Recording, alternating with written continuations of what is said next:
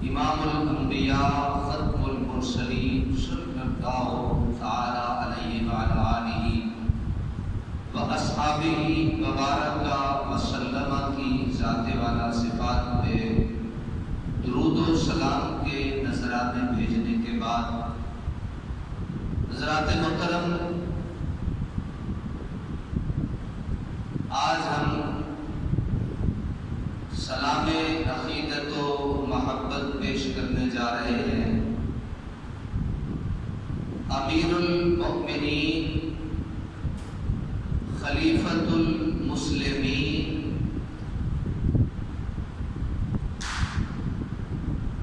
خلیفہ دوئم یار مزار مصطفیٰ حضرت سیدنا عمر بن الخطاب رضی اللہ تعالیٰ عنہ کی ذات کو، حضرات محترم، یہ مراد رسول ہے، یہ قبولیت دعائے رسول ہے۔ اللہ کے نبی نے دعا مانگی، اللہ تعالیٰ نے دعا کی قبولیت کے نتیجے میں حضرت عمر فاروق محمد رسول اللہ کو عطا فرمایا۔ آپ کا نام نامی اسم گرامی عمر ہے، آپ کی کنیت ابو حفص ہے، اور آپ کا لقب مبارک فاروق اعظم ہے، اور آپ کے والد گرامی کا نام نامی اسم گرامی خطاب ہے، اور حضرت عمر فاروق رضی اللہ تعالیٰ عنہ 9ویں پشت میں آپ کا سلسلہ نسب حضور ختم المرسلین صلی اللہ علیہ وسلم تک پہنچ جاتا ہے۔ آپ کو بچپنے میں اونٹ چرانے کا موقع ملا، آپ اونٹ چراتے رہے، اور جوانی میں شرفاء کے ساتھ حصول علم میں مصروف رہے، اور یہ ان خوش نصیب ہستیوں میں سے ہیں کہ جب اللہ کے پیارے نبی پہ اللہ تعالیٰ نے وحی نازل فرمائی تو یہ ان 17 ہستیوں میں سے ایک تھے جنہیں لکھنا پڑھنا آتا تھا۔ 17 لوگ تھے اس وقت جب آپ پہ وحی نازل ہوئی، تو یہ ان 17 لوگوں میں سے ایک تھے، 17 میں سے 1 تھے جنہیں لکھنا پڑھنا آتا تھا۔ بڑے اچھے شاہ سوار تھے، گھڑ سواری ایک مکمل فن ہے، اس فن کی مہارت بھی حضرت سیدنا عمر فاروق رضی اللہ تعالیٰ عنہ کو حاصل تھی۔ آپ چلتے گھوڑے پہ دوڑ کے سوار ہو جایا کرتے تھے،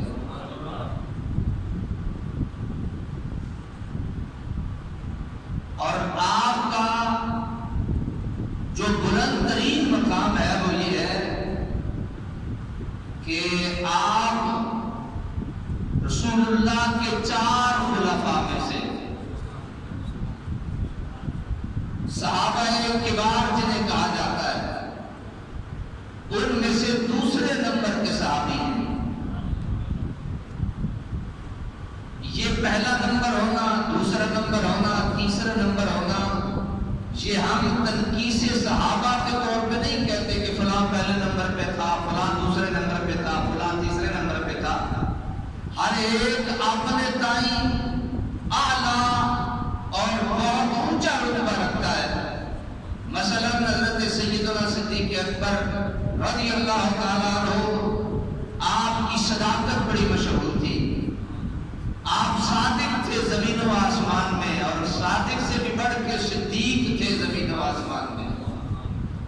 اور حضرت عمر فاروق رضی اللہ تعالیٰ عنہ، آپ میں اللہ نے وہ کمال رکھے تھے، وہ خوبیاں رکھی تھی، آپ میں وہ اعلیٰ درجے کی صفات اور خصائل رکھے تھے کہ رسول اللہ نے حضرت عمر فاروق کو دیکھ کے یہ فرمایا، لو کان نبیا بعدی لکان عمر بن الخطاب، کہ نبیوں کے جو کمال اور نبیوں کی جو خوبیاں ہیں، اگر میرے بعد کسی کے سر پہ نبوت کا تاج سجنا ہوتا، چونکہ مجھے اللہ نے خاتم النبیین بنا دیا ہے، ختم المرسلین بنا دیا ہے، لیکن اگر اللہ کی یہ منشا ہوتی تو اللہ تعالیٰ حضرت عمر کو میرے بعد نبی بناتا. آپ کو میری بات سمجھ آئی کہ اللہ نے جو حضرت عمر فاروق کو خوبیاں دی تھی، جو کمالات بخشے تھے، ان کمالات سے یہ ظاہر ہوتا تھا کہ اگر محمد رسول اللہ کے بعد کوئی نبی بننے کا عامل ہے اور نبی بن سکتا ہے تو وہ حضرت عمر فاروق بن سکتے ہیں. اللہ کے پیارے نبی صلی اللہ علیہ وسلم نے ہمیں ایک جلیل القدر ہستیوں کی اتباع کا حکم ارشاد فرمایا، اور میرے آقا صلی اللہ تعالی علیہ وسلم نے ارشاد فرمایا علیکم بسنتی وسنت الخلفاء الراشدین المہدیین، اے میری امت، تمہارے لیے میری سنت اور میرے خلفاء راشدین کی سنت، اس کو اختیار کرو اور تمہارے اوپر ان کی اتباع لازم ہے. جس طرح اللہ کے نبی کی سنت کی اتباع لازم ہے، اسی طرح حضور کے خلفاء راشدین کی سنت بھی ہم پہ اس کی اتباع بھی لازم ہے. حضرت عمر فاروق آپ مراد مصطفیٰ ہیں. حضور نبی رحمت صلی اللہ علیہ وسلم نے اللہ کی بارگاہ میں التجا پیش کی، اور حضور کی دعا کی برکت سے حضرت عمر فاروق دائرہ اسلام میں داخل ہوئے. میں بڑے ادب اور محبت سے عرض کروں گا کہ ذرا توجہ کرنا، اللہ کے نبی نے اپنے گوڑے گوڑے ہاتھ اٹھائے، ذرا توجہ فرمائیں. اللہ کے پیارے نبی نے اپنے گوڑے گوڑے ہاتھ اٹھائے، جن ہاتھوں کی انگلی کا یہ کمال ہے کہ کبھی سورج کو موڑتے نظر آتی ہے، کبھی چاند کو توڑتے نظر آتی ہے. یہ تو انگلی کا کمال ہے، اور پھر یہی اسی انگلی کا کمال ہے کہ پانی کے ایک گھونٹ میں پڑ جائے اللہ 1500 کو کافی فرما دیتا ہے. لیکن پھر اس انگلی کے ساتھ جب یہ ہاتھ ملا اور یہ ہاتھ اللہ کی بارگاہ میں اٹھا، اور حضرت حضور سرور کائنات نے دعا مانگی، عرض کیا اللہم اعز الاسلام باحب العمرین الیک، عمر بن الحشام وما ابو جہل اور عمر بن الخطاب. اللہ کے نبی نے ہاتھ اٹھائے اور عرض کیا اللہ ان دونوں عمر بن حشام جس کو ابو جہل کہا جاتا ہے اور عمر بن خطاب میں سے جو آپ کو زیادہ محبوب ہے، اس کے ذریعے سے اسلام کو عزت عطا فرما دے. حضرات آپ نے توجہ نہیں فرمائی. دعا کیا کی؟ دعا یہ مانگی اللہ ایک ہے عمر بن حشام جو ابو جہل ہے، ایک ہے عمر بن خطاب جو فاروق اعظم ہے. مولا ان دو میں سے جو تجھے پیارا ہے، جو تجھے محبوب ہے. ابھی حضرت عمر فاروق اسلام نہیں لائے، اللہ اکبر کبیر، ابھی اسلام نہیں لائے، اور میرے آقا یہ دعا مانگ رہے ہیں مولا ان دو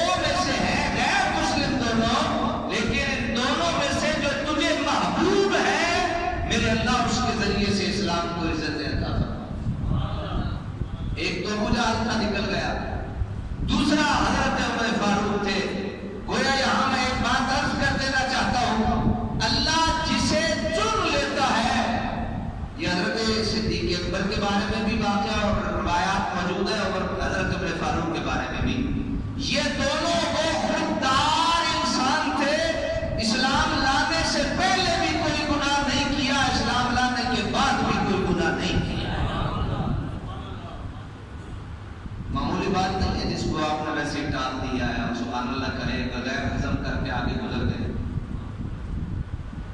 ابھی اسلام نہیں لائے, اللہ کے نبی نے دعا مانگی, مولا جو تجھے محبوب ہے, تو غیر مسلم ہونے کے باوجود اللہ کو جو محبوب ہے اس کا نام عمر فاروق ہے. اللہ تعالیٰ نے حضرت عمر فاروق کے ذریعے سے وہ واقعات آپ سنتے رہتے ہیں, وہاں سے وہ چلے, یہاں سے دعائے مصطفیٰ چلی. ارادہ ان کا غلط تھا, مصطفیٰ کی دعا کا ارادہ عمر فاروق کو خلیفۃ المسلمین کے رتبے اور درجے تک پہنچانے کا تھا. حضرت عمر فاروق رضی اللہ تعالیٰ عنہ کے لیے یہاں سے دعا نکلتی ہے, وہاں سے عمر نکلتے ہیں, غلط ارادے سے نکلتے ہیں, راستے میں ٹکراؤ ہو جاتا ہے دعائے مصطفیٰ کا اور عمر پاک کا. بصورت دوست اور صحابی رسول کے فرمایا عمر کہاں جانے کا ارادہ ہے؟ کہا آج میں العیاذ باللہ یہ ہمارے ناخداؤں کو برا بھلا کہتے ہیں, آج یا یہ نہیں ہوں گے یا میں نہیں ہوں گا.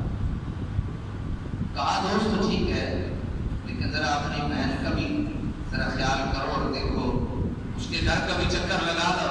کہا کیا ہوا؟ کہا ہوا یہ کہ وہی بہن اسی مصطفیٰ کا دین قبول کر چکی. واقعہ طویل ہے. حضرت عبداللہ بن حشام رضی اللہ تعالیٰ عنہ آپ فرماتے ہیں انہو قال كنا مع النبي صلی اللہ علیہ وسلم فهو آخذ بيد عمر بن الخطاب فقال له عمر یا رسول اللہ صلی اللہ علیہ وسلم لأنت احب الی من كل شيء الا من نفسی. فقال النبي صلی اللہ علیہ وسلم لا والذی نفسی بیدہ حتی اکون احب الیک من نفسک. فقال له عمر فإنه الآن والله لأنت أحب إلي من نفسي. فقال النبي صلی اللہ علیہ وسلم الآن یا عمر. حضرت عبداللہ بن حشام روایت کرتے ہیں کہ حضور سرور کائنات کے ہاتھ میں حضرت عمر کا ہاتھ تھا, یوں ہاتھ پکڑا ہے حضور سرور کائنات نے حضرت عمر فاروق کا, اور دونوں آ رہے ہیں, اور رسول اللہ صلی اللہ علیہ وسلم نے حضرت عمر فاروق کا عرض کرنے لگے یا رسول اللہ صلی اللہ علیہ وسلم, کائنات میں جو کچھ ہے نا اپنی جان سے بعد, میری اپنی ذات کے بعد کائنات میں جو کچھ ہے وہ سارے کا سارا بعد میں عزیز ہے, آپ کی ذات مجھے ان سب سے زیادہ عزیز ہے.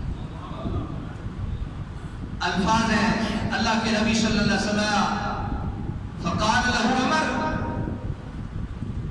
فقال النبی صلی اللہ علیہ وسلم لا والذی نفسی بیدہ, اے عمر مجھے اللہ کی عزت کی قسم ہے جس کے قبضہ قدرت میں میری جان ہے, تیرا ایمان تب تک مکمل نہیں ہو سکتا جب تک کہ اپنی ذات سے بڑھ کے مجھ محمد سے تجھے پیار نہیں ہوتا. تھوڑی دیر کے لیے, ایک لمحے کے لیے توجہ چاہوں گا. گھر میں جا کے مجھ سمیت ہمیں یہ محاسبہ کرنا چاہیے, ہمیں اپنا حساب و کتاب کرنا چاہیے, کیا ہمیں اللہ کے نبی سے اسی طرح کی محبت ہے, یا ہماری محبت تقسیم ہوتے ہوتے ٹکڑے ہوتے ہوتے بالکل ٹکڑے ٹکڑے ہو گئی ہے,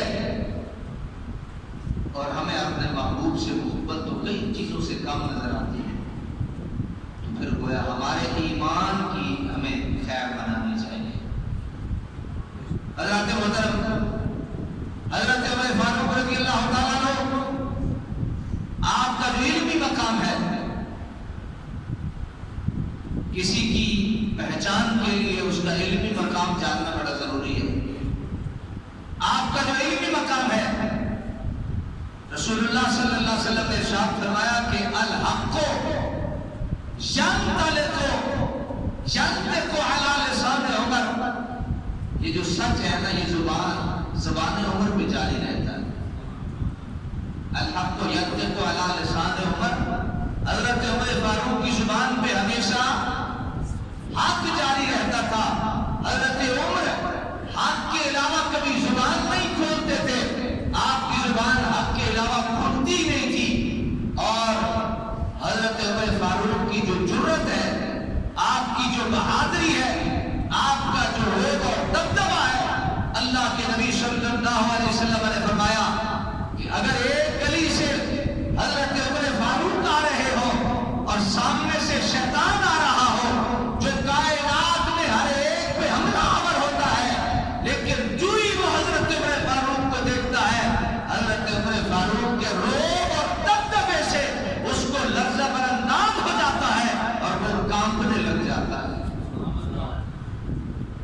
ایک بات عرض کر دوں، کسی کے روب کے لیے جو پہلا درجہ ہوتا ہے وہ زبان کا سچا ہونا ہوتا ہے۔ وہ زبان کا کیا ہوتا ہے؟ جھوٹے کا کوئی روب نہیں ہوتا، جھوٹے کا کوئی دبدبا نہیں ہوتا، جھوٹے کی کوئی ویلیو نہیں ہوتی۔ اللہ کے نبی نے حضرت عمر فاروق کے بارے میں یہ ارشاد فرما دیا، یہ عمر اتنا سچا تھا کہ اس کی زبان پہ ہمیشہ حق جاری رہتا تھا۔ یہی وجہ تھی کہ اللہ نے اس حق کی وجہ سے یہ روب اور دبدبا دے رکھا تھا حضرت عمر فاروق کو، کہ حضرت عمر فاروق رضی اللہ تعالیٰ عنہ کے سامنے شیطان بھی آ جاتا تھا تو وہ کام میں رہ جاتا تھا۔ اسی طرح حضور سرور کائنات نے حضرت عمر فاروق رضی اللہ تعالیٰ عنہ کے علمی مقام کو اس طرح بھی بیان فرمایا، قال رسول اللہ صلی اللہ علیہ وسلم بینما انا نائم شربت یعنی اللبن حتی انظر الى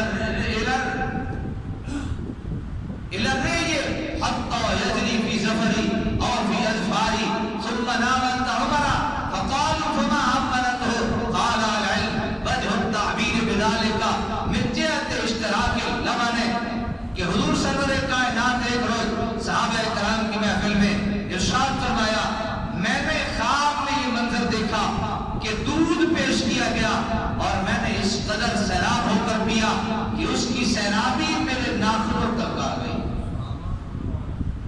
میں نے اتنا دودھ پیا کہ اس کی سیرابی میرے ناخنوں تک محسوس ہوئی۔ پھر میں نے وہ دودھ حضرت عمر کو دیا، پھر میں نے وہ دودھ کس کو دیا؟ حضرت عمر فاروق کو دیا۔ صحابہ کرام نے عرض کیا، حضور اس کی تعبیر کیا ہے؟ فرمایا اس سے مراد علم ہے۔ اس سے مراد کیا ہے؟ علم ہے۔ گویا حضرت عمر فاروق کے استاد ظاہری بھی اور استاد باطنی بھی محمد الرسول اللہ تھے۔ حضرت عمر فاروق رضی اللہ تعالیٰ عنہ وقت بہت قلیل ہوتا ہے اور باتیں بہت کثیر ہوتی ہیں اور آپ کا وقت بہت کثیر ہوتا ہے۔ آپ کی طرف سے دیا گیا مجھے وقت بہت قلیل ہوتا ہے، تھوڑا ہوتا ہے، شفقت فرمایا کریں۔ حضرت ابو ہریرہ رضی اللہ تعالیٰ عنہ آپ راوی ہیں، فرمایا قال رسول اللہ صلی اللہ علیہ وسلم لقد كان في قبلكم من الامم محدثون فإن يكن في امتي احد فإنه عمر او كما قال النبی صلی اللہ علیہ وسلم۔ حضرت ابو ہریرہ رضی اللہ تعالیٰ عنہ فرماتے ہیں کہ رسول اللہ صلی اللہ علیہ وسلم نے فرمایا کہ تم میں سے پہلی امت میں لوگ محدث ہوا کرتے تھے، اگر میری امت میں کوئی محدث ہے تو وہ حضرت عمر فاروق ہے، یعنی جس کو اللہ کے نبی نے محدث کہا، جس کو اللہ کے نبی نے حدیث کا بہت بڑا ذخیرہ اپنے سینے میں محفوظ کرنے والا شخص محدث کہلاتا ہے۔ حضرات محترم، پھر یہ وقت گزرتا رہا، حضرت عمر فاروق غلامی مصطفیٰ میں آئے اور اتنا روب اور دبدبا ہے کہ حضرت عمر فاروق نے فرمایا، حضور کیا ہم سچے ہیں؟ کہا ہے عمر ہم سچے ہیں۔ فرمایا حضور اگر ہم سچے ہیں تو آج کے بعد ہم نماز کا بیت اللہ میں ادا فرمائیں۔ اب حضرت عمر فاروق رضی اللہ تعالیٰ عنہ اور تمام مسلمانوں کی وہ جماعت، کثیر سی جماعت، وہ سارے کعبۃ اللہ میں گئے۔